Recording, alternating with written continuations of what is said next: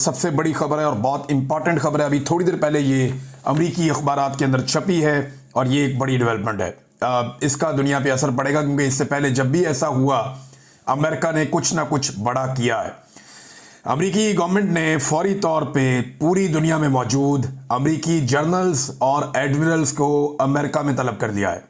ये अनयूजुअल है और इनको हंगामी तौर पे तलब किया गया है। आप तमाम अमरीकी अखबारात उठा लें। सबसे पहले ये खबर जो है वॉशिंगटन पोस्ट ने दी है। मेरे पास यहाँ पे ये खबर मौजूद है मिलिट्री टाइम्स में। दीगर बहुत सारे जो अमरीकी अखबारात हैं, जरीदे हैं, उन सब के अंदर ये खबर छप चुकी है कि अमेरिका ने इमीडिएटली अपने 800 जर्नल्स और एडमिरल्स को, ये लगभग 800 से ज़ायद हैं मिलिट्री जर्नल्स और एडमिरल्स जो पूरी दुनिया के अंदर फैले हुए हैं। ये दुनिया के दर्जनों ममालिक में अलग अलग टाइम जोन्स के अंदर ये लोग बैठे हुए हैं।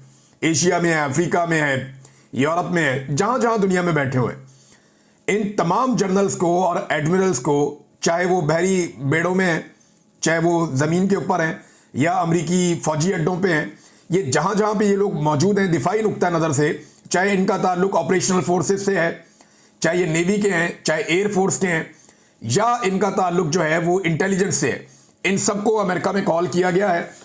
इससे पहले जब जब ये हुआ इसके असरात दुनिया के ऊपर पड़े हैं।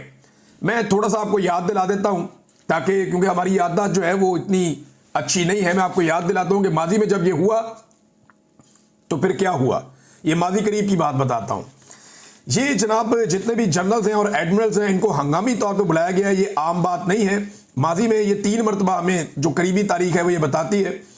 एक ये 1962 में जब क्यूबन मिसाइल बहरान था तब इनको बुलाया गया था और उसके बाद जो है वो एक बहुत बड़ा मसला इशू पैदा हो गया था जिसको रिजॉल्व किया अमेरिकन से। फिर 2001 में 9/11, उस वक्त रम्सफील्ड ने फौजी सरबराहों से मुलाकात की थी हंगामी तौर पे और उसके बाद आपने देखा कि दुनिया फिर किस तरफ गई। 2003 में इराक जंग थी, उसकी प्लानिंग के ऊपर मीटिंग के हवाले से और सद्दाम रजीम के खात्मे के हवाले से ये किया गया था, हमने वो भी देखा। और अब उसी नौयत की एक हंगामी मुलाकात जो है वो अब की जाएगी। इसमें जो सेक्रेटरी डिफेंस हैं अमेरिका के, पीट हेग्सेट, उन्होंने समन किया है तमाम टॉप ऑफिशियल्स को। ये बैठेंगे। अब ये क्या करने जा रहे हैं इसके बारे में आप कुछ नहीं कह सकते। अब जो डोनाल्ड ट्रंप की हुकूमत है उन्होंने ये भी तय किया था इक़्तिदार में आने से पहले डोनाल्ड ट्रंप ने कि वो फौज की जो एक तरीक़ाकार है उसको बदल देंगे। उन्होंने कुछ चीज़ों के नाम भी बदले हैं और वो ये भी कहते रहे कि हम फौज को थोड़ा कम भी करेंगे, हम क्वालिटी पे जाएंगे क्वांटिटी के बजाय। वो इस तरह की चीज़ें वो करते रहे और वो अपनी पॉलिसीज लाना चाहते हैं। लेकिन क्या उनको लाने के लिए इस लेवल पे इतनी बड़ी मीटिंग बुलाने की ज़रूरत है? देखिए, हाल ही में अमेरिका की आपको देखना पड़ेगा तरजीहात क्या है। नंबर 1, वो अफगानिस्तान से वापस लेना चाहते हैं बगराम एयरबेस। नंबर 2, अमेरिका परेशान है चाइना की बढ़ती हुई मईशत से। चाइना का जो माशी असर रसूख है वो पूरे एशिया और यूरोप में फैल चुका है। अफ्रीका के मिनरल्स के ऊपर चाइना कंट्रोल करता है बहुत बड़े पैमाने पे। और ये आपका जो मिडल ईस्ट है या जहां पे भी चले जाए, इवन अमेरिकन मईशत के अंदर चाइना पेनिट्रेट करता है। ये एक बहुत बड़ा इशू है। चीन के साथ एक सर्द जंग अमेरिका की चल रही है, जैसे एक दौर में रशिया के साथ अमेरिका की सर्द जंग चलती थी। पाकिस्तान उस दौर में अमेरिकन कैंप में था और आज पाकिस्तान जो है वो फिर अमेरिकन कैंप में ऐसा दिखाई दे रहा है। इमरान खान साहब की पॉलिसी जरा डिफरेंट थी।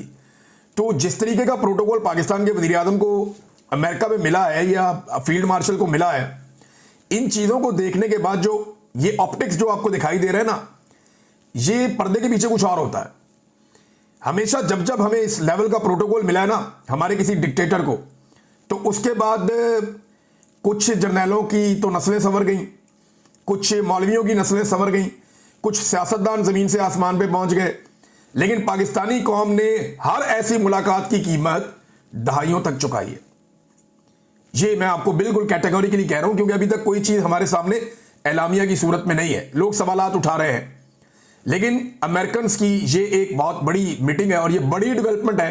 पूरी दुनिया में चेमगोइयाँ हो रही हैं और मज़े की बात यह है कि कोई भी अखबार, कोई भी जरीदा अभी तक ये नहीं बता रहा कि ये मुलाकात हो किस लिए रही है, बल्कि सारे अंदाजे लगा रहे हैं।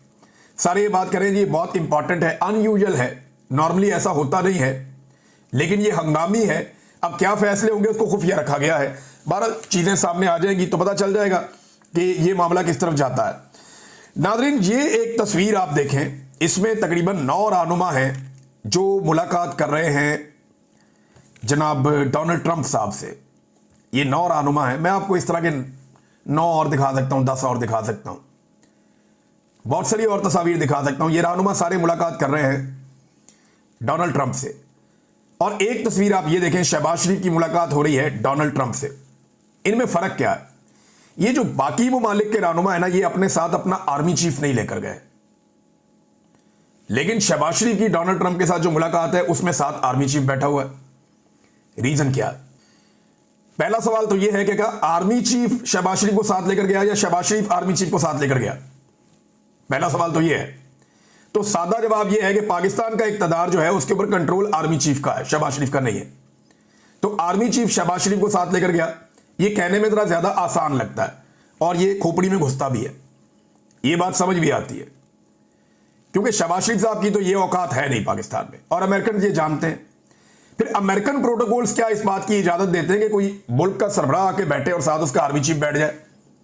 भाई क्या डोनाल्ड ट्रंप अपने साथ अपने जर्नैल को बिठाएगा इस तरह मुलाकातों के लिए आलमी रहनुमाओं से कि चीन का सदर मिलने आया, डोनाल्ड ट्रंप अपना जर्नैल साथ बिठा ले? ये इलॉजिकल लगता है ना, और ये अजीब भी लगता है। लेकिन अमेरिका ने ये अलाउ किया पाकिस्तान को, और ये एक अलग और मुनफरिद मुलाकात थी। इससे पहले जब जब डिक्टेटर मिले अमेरिकन को, उन्हें प्रोटोकॉल मिले, तो उसकी कीमत पाकिस्तान ने चुकाई। ये मैंने आपको पहले बता दिया। अब ये प्रोटोकॉल इसकी कीमतों में देनी पड़ेगी। पहले हम सर जंग में अमेरिका के साथ थे, कीमत हमने चुकाई। अफगान वॉर में, दहशतगर्दी के खिलाफ जंग में, और न जाने किन किन चीजों का हम हिस्सा बने माजी में। लोग तो अमीर हो गए, अलीट, जर्नैल, मौलवी, सियासतदान, और अवाम ने दहाइयों तक कीमत चुकाई और आज तक कीमत चुका रहे हैं इन चीजों की। अब अमेरिका को पाकिस्तान से चाहिए क्या? यह है सबसे इंपॉर्टेंट सवाल। यह सारे लोग जानना चाहते हैं। बल्कि शीरी मजारी साहिबा ने अभी एक ट्वीट किया, और ये जो खारजी मामलात हैं उनके ऊपर इनकी काफी ग्रिप भी है। तो वो ये कहती हैं कि उन्होंने भी वही सवाल उठाया, ये जो खातून वफद के साथ गई हैं, इस सवाल से उन्होंने भी सवाल उठाया कि भाई ये क्या चल रहा है, कौन लेकर गया है, हुकूमत इसके ऊपर जवाब दे। क्या आप अब्राहम अकॉर्ड पे दस्तखत करने जा रहे हैं? क्या आप इसराइल को तस्लीम करने जा रहे हैं? तो देखें, मेरी इंफॉर्मेशन के मुताबिक, और मैं ये पहली दफा नहीं कह रहा, आसिम मुनीर साहब की मुलाकात पहले डोनाल्ड ट्रंप से नहीं हुई थी। मैं तब भी यही कह रहा था, और जनरल बाजवा के दौर से हम ये बता रहे हैं कि जनाब पाकिस्तान की एस्टेब्लिशमेंट ने इसराइल को लेकर अपनी पॉलिसी तब्दील कर दी है। और वो आपने ग्राउंड पे ऐसे देखा कि जब भी कोई निकलता है इसराइल के खिलाफ एहतजाज करने के लिए, तो पाकिस्तान की हुकूमत उसको मारती है। थानेदार आके मारते हैं, गिरफ्तार कर लेते हैं, जेलों में डाल देते हैं, खवातीन को और बच्चों को भी गिरफ्तार कर लेते हैं। आप इसराइल के खिलाफ पाकिस्तान में मुजाहरा नहीं कर सकते। पूरी दुनिया में होता है, मगरबी मुमालिक में होता है, पाकिस्तान में नहीं हो सकता। तो ये पॉलिसी बदल गई थी। जनरल बाजवा ये चाहते थे कि इसराइल के बारे में हम किसी फैसले पे पहुंचे, और ये कोई भी जर्नैल ये चाहेगा कि ये फैसला उसके दौर में हो जाए, ताकि मलबा तो गिरेगा पॉलिटिशियंस पे, और वो जर्नैल का अमेरिकी तारीख में नाम लिखा जाएगा और उसकी नस्लें संवर जाएंगी। तो अब आसिम मुनीर साहब के दौर में क्या ये हो जाएगा? प्रैक्टिकली तो शायद हमें ऐसा लगता है हमने अपनी पॉलिसी बदल दी है, लेकिन मेरी दानिश में या मेरी समझ के मुताबिक अनाउंस होना बाकी है सिर्फ। बाकी प्रैक्टिकली हमने अपनी चीजें जो है, ये बैठ के आपको जो मर्जी जज्बाती तकरीरें करेंगे, जनाब जेरूशलम में घुस जाएंगे, ये करेंगे वो करेंगे, लाल टोपी जो मर्जी बोले आपको, लेकिन अब कहानी कोई और है। अब बात किसी और तरफ चली गई। क्या सऊदीया इसराइल से लड़ना चाहता है? नहीं लड़ना चाहता।